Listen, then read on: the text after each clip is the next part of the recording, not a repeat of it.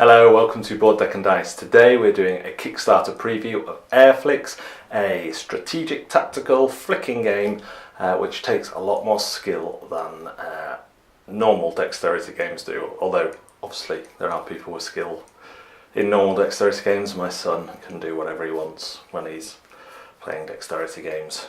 Not behavioural wise, I mean, he's quite good at them. Let's have a look how Flix plays. Flix is not a new name for passing wind, but a skill-based dexterity game of dogfighting planes.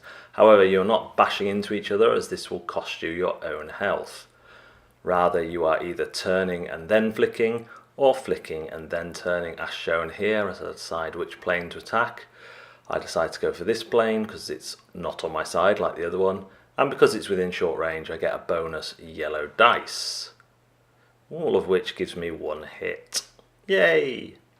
There are various lines on the planes which help. The front lines are your firing arc, so I very badly show in this zoomed in thing that yes, there's a firing arc there, haha.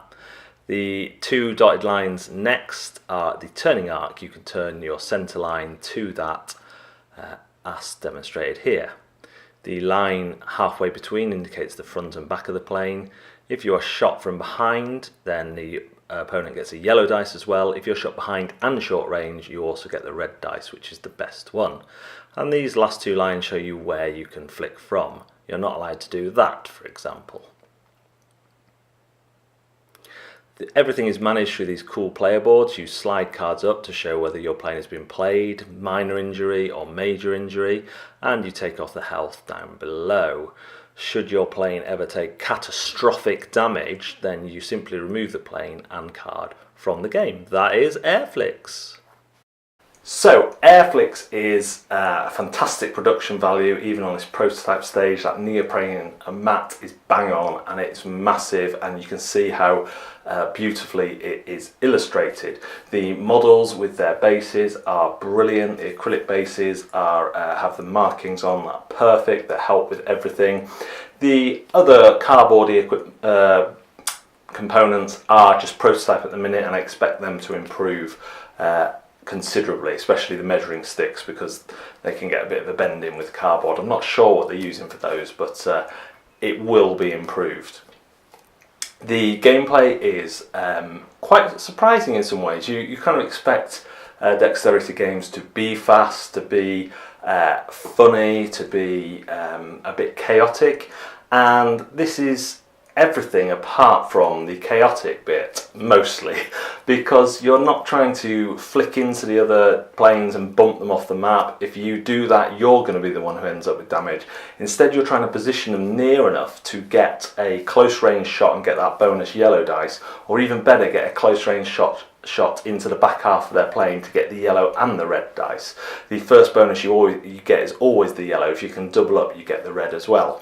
So that makes for quite an interesting game. Do you play it safe and draw short your flicks to try and at least get some damage in, or do you go for broke and flick a bit harder, trying to position behind your enemy? The order in which you take your turns really matters as well, because if you've got more planes on the map, you've got to have more turns than the other person, and they are going to be left with fewer options as you kind of flick around.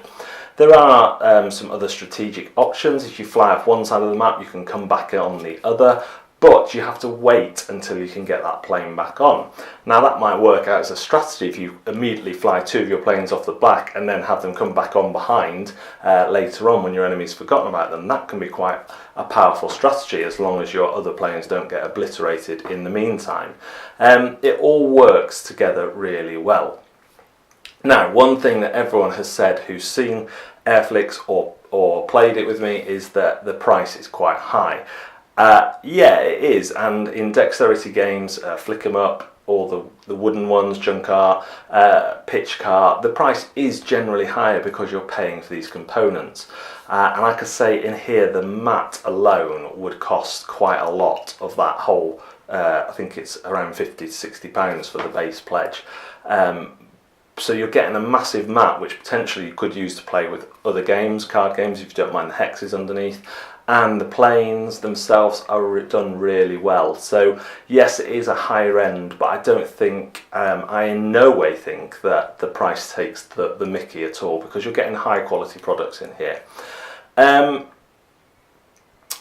My biggest concern would be longevity. If you just get the base set in terms of missions and planes, obviously you can get more expansions as you go along, add in more planes, and hopefully if it funds well there will be more support like that. In the prototype that I played, you had the dogfight where it's 5 on 5 or 3 on 3, whatever you want to do, and then you could have the German planes doing a bombing run while the English planes have to try and stop them, and that one's really interesting. You have a separate little board to mark which targets have been bombed and to track everything. I really like the way the game tracking takes place on that separate board, and the cards move up and down. It's really clever, you know exactly where you are just with a quick look.